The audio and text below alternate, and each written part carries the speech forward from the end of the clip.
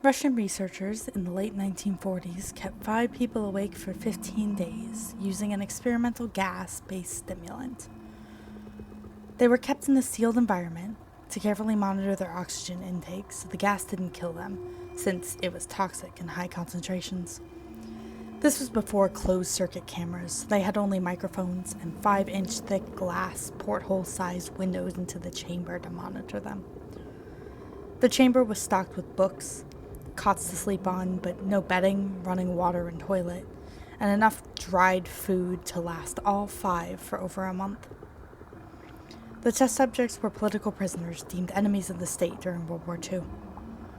Everything was fine for the first 5 days. The subjects hardly complained, having been promised, falsely, that they would be freed if they submitted to the test and did not sleep for 30 days. Their conversations and activities were monitored, and it was noted that they continued to talk about increasingly traumatic incidents in their past. And the general tone of their conversations took a darker aspect after the 4-day mark. After 5 days, they started to complain about the circumstances and events that led them to where they were, and they started to demonstrate severe paranoia. They stopped talking to each other and began alternately whispering to the microphones and one-way mirrored portholes. Oddly, they all seemed to think they could win the trust of their experimenters by turning over their comrades, the other subjects in captivity, with them. At first, the researchers suspected this was an effect of the gas itself. After 9 days, the first of them started screaming. He ran the length of the chamber, repeatedly yelling at the top of his lungs for 3 hours straight. He continued attempting to scream, but was only able to produce occasional squeaks. The researchers postulated that he had physically torn his vocal cords. The most surprising thing about this behavior was how the other captives reacted to it, or rather, didn't react to it. They continued whispering to the microphones until the second of the captives started to scream. The 2 non-screaming captives took the books apart, smeared page after page with their own feces, and pasted them calmly over the glass portholes. The screaming promptly stopped. So did the whispering to the microphones.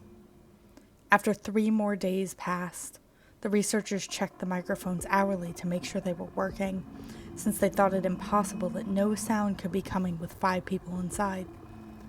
The oxygen consumption in the chamber indicated that all 5 must still be alive. In fact, it was the amount of oxygen 5 people would consume at a very heavy level of strenuous exercise. On the morning of the 14th day, the researchers did something they said they were not going to do to get a reaction from the captives. They used the intercom inside the chamber, hoping to provoke any response from the captives they were afraid were either dead or vegetables.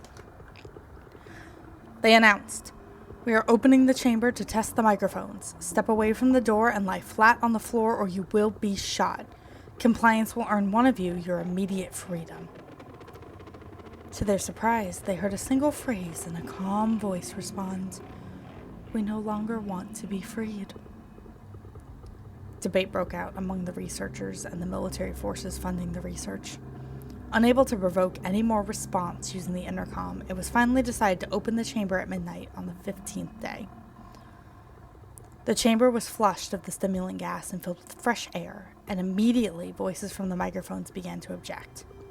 3 different voices began begging, as if pleading for the life of loved ones, to turn the gas back on.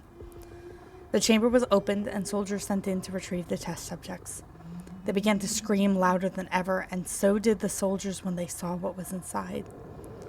4 of the 5 subjects were still alive, although no one could rightly call the state that any of them in life. The food rations past day 5 had not been so much as touched.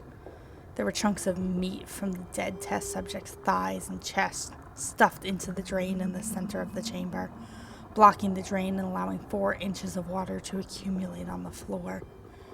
Precisely how much of the water on the floor was actually blood was never determined.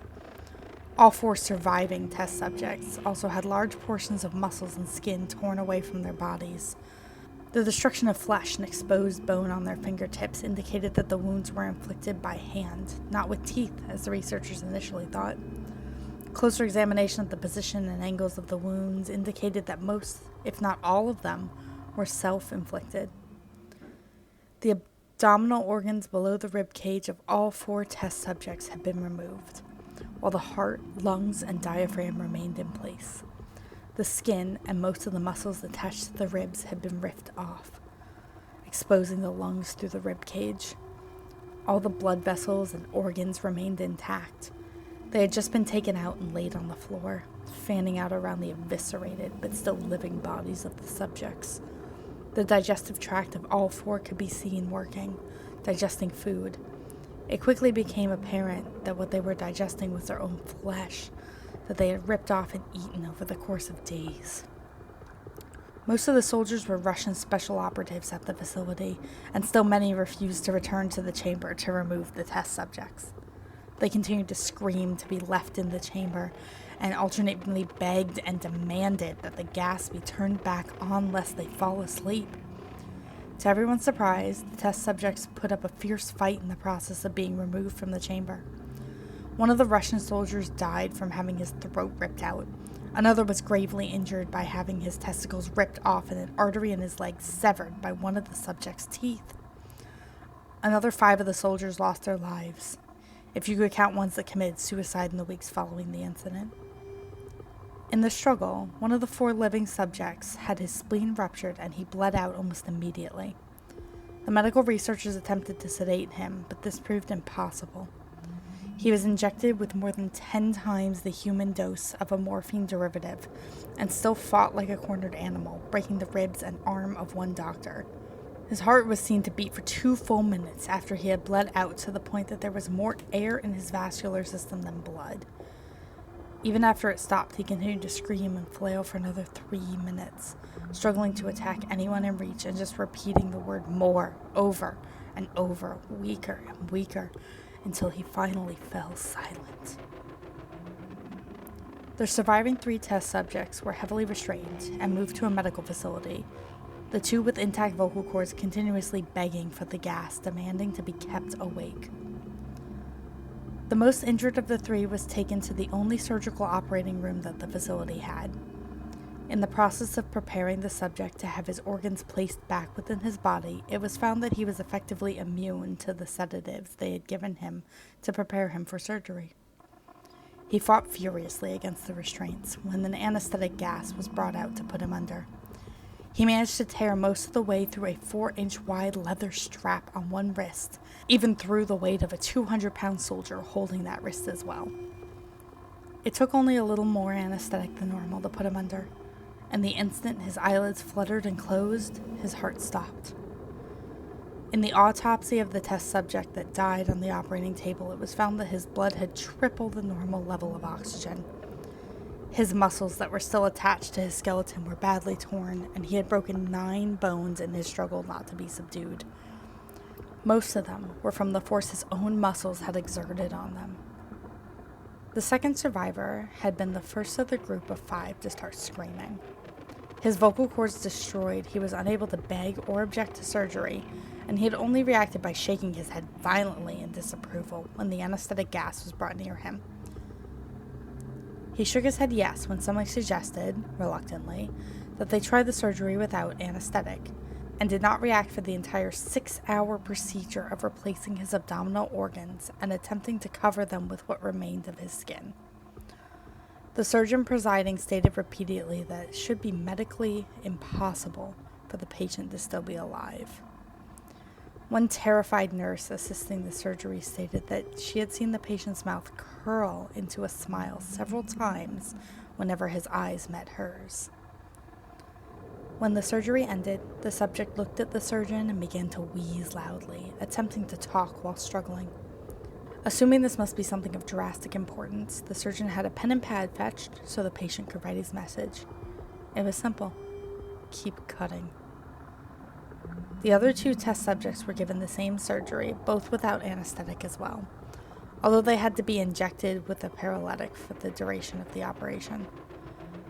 The surgeon found it impossible to perform the operation while the patients laughed continuously. Once paralyzed, the subject could only follow the attending researchers with their eyes.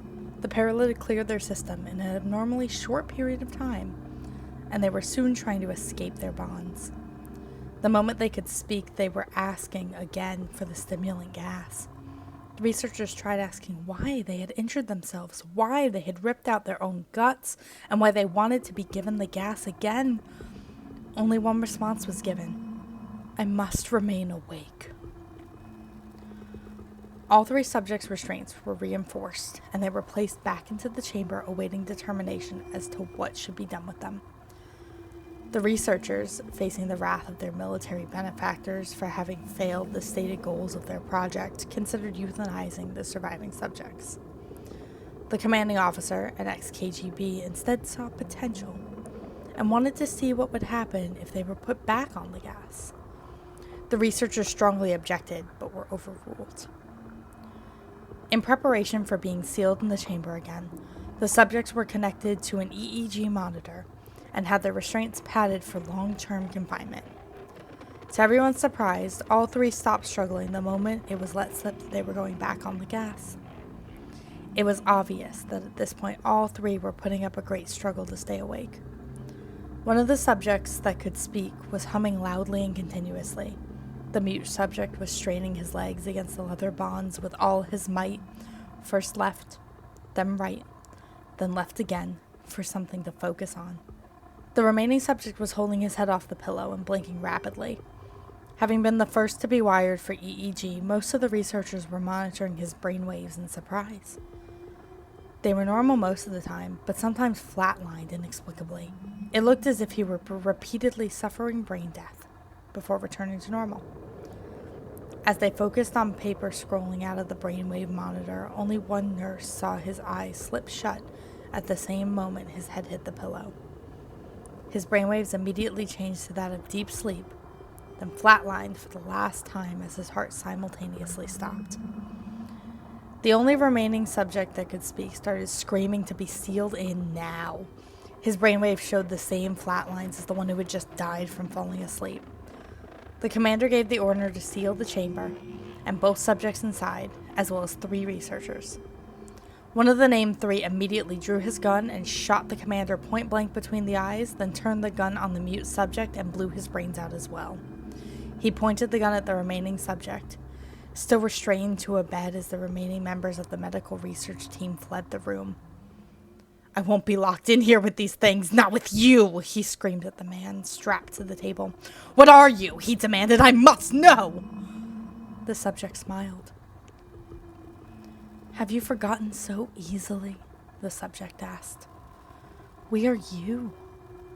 We are the madness that lurks within you all, begging to be free at every moment in your deepest animal mind. We are what you hide from in your beds every night. We are what you sedate into silence and paralysis when you go to the nocturnal haven where we cannot tread. The researcher paused, then aimed at the subject's heart and fired. The EEG flatlined as the subject weakly choked out, so nearly free.